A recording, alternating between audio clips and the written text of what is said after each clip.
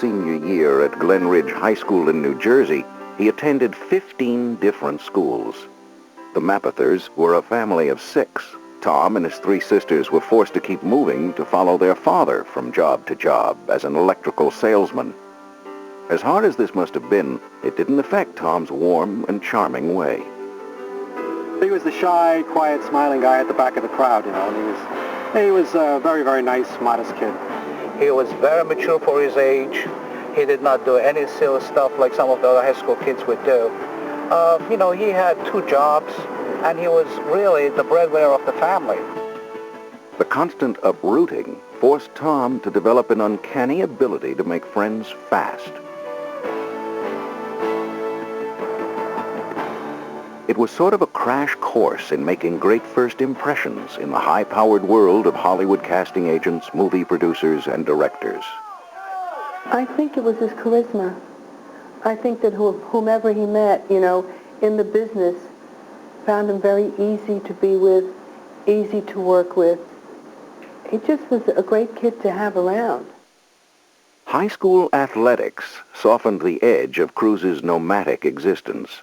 Sports became his vehicle for making friends and harnessing his energy and drive. But Tom remains modest about his athletic ability, saying he was only trying desperately to fit in. I always was wearing the wrong shoes. It's fascinating to me how people talk about my, athletic ability because, in high school, I was not, captain of the football team or anything like that. I was, anything I did, I really just kind of threw myself into and worked as hard as I could at it. Along with humility, another quality emerged from all the moving. It forced an intense focus, which enabled him to block out all the troubling distractions. Playing sports rendered that focus razor sharp. Tom was as intense a young man as you can have. When he came to my soccer team, we were not having a good season, and we lost a lot of serious games. And every game that we lost, he would get upset. He would even lecture the other students about being a real man and just take the loss and be serious about it instead of laughing and giggling in the back of the bus riding home. I liked his intensity. Though he had the ability to become a professional athlete, he chose another venue for self-expression, acting. He sort of fell into acting when he broke an ankle training for a wrestling tournament. As a distraction, he auditioned for the high school play. After his senior production of Guys and Dolls, the stage, not the athletic field, became his home.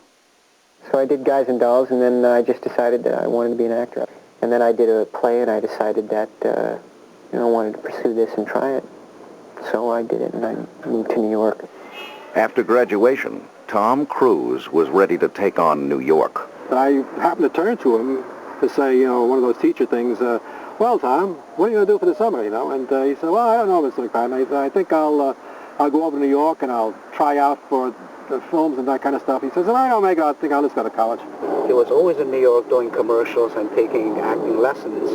A couple of times I talked to him about his academic subjects, but his main concern was how he was doing in acting and commercial. He said, that's my focus, that's what I want to be. Acting was the perfect outlet for Cruise's intensity.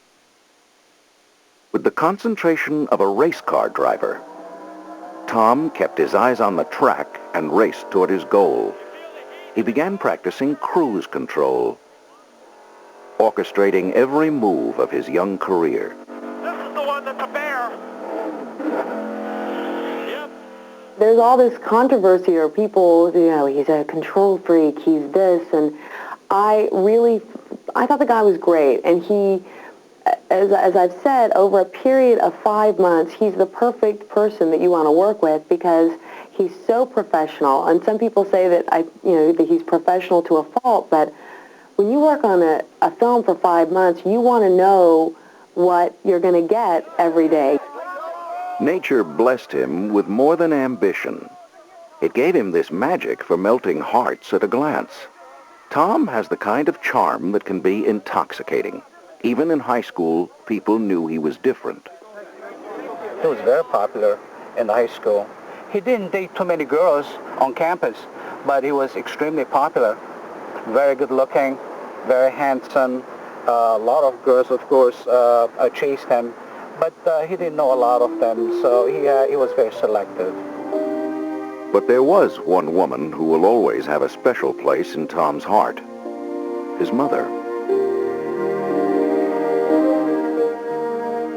And before he could embrace his newfound love of acting, he had to come to terms with his parents' divorce. Tom Cruise belongs to a very elite group of movie actors, the kind that can get anything done. But to get there, he had to overcome more than just the usual obstacles any struggling actor faces. Tom Cruise had to overcome dyslexia. Dyslexia is a learning disability that makes reading and concentrating very difficult. For Tom's eyes, sometimes letters and words appear backwards or scrambled. Although this would be extremely frustrating for anyone, for Tom, who earned his living making words come to life, it was something he had coped with since his school days. There's actually something I was a little embarrassed about in school, and I really had to find different ways to accommodate it. I mean, my situation is, not as severe as, a lot of people. But I actually think it's helped me. I think he has a great visual sense. He had dyslexia as a child, and it made him rely on the visual rather than the printed word. And he can read a script and see what it's going to look like on screen, and that is an invaluable talent that studio executives wish they had. Risky business had an enormous impact on his personal life. It brought him into the big time, caught the attention of Hollywood, and made him a very wealthy young man. With all that newfound money and fame, Tom Cruise was going through a major transformation. After Risky Business, I remember people recognizing me, for the first time, and I thought, I live in New York, I thought, someone, I'm going to get mugged or something. But it's something that you just have to really relax into and just take your time with it. Tom was now commanding in excess of $1 million per film, plus a percentage of the profits. But in Hollywood, the only thing more important than money is control. Tom Cruise had earned the clout to have his pick of projects. Not bad for a lad of 21.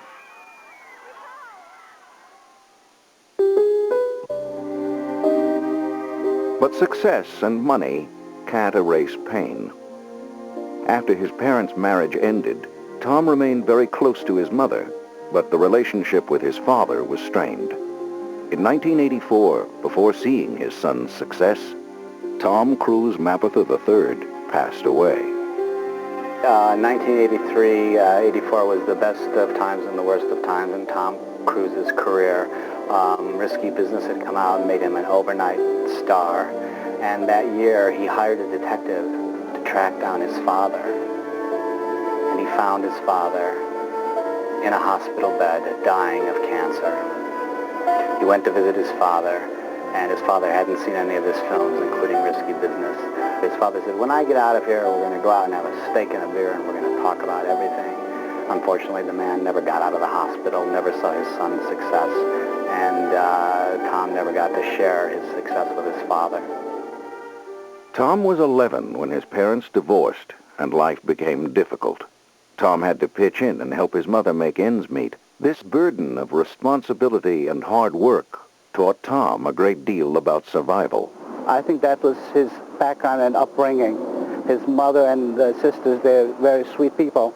And I think Tom was very aware of that background, so he was very humble. He was brought up the hard way, and Tom always was aware of that. To all those who knew him as a student at Glenridge High School, Tom will forever be remembered as a kind, thoughtful, and respectful young man who had a quest for knowledge.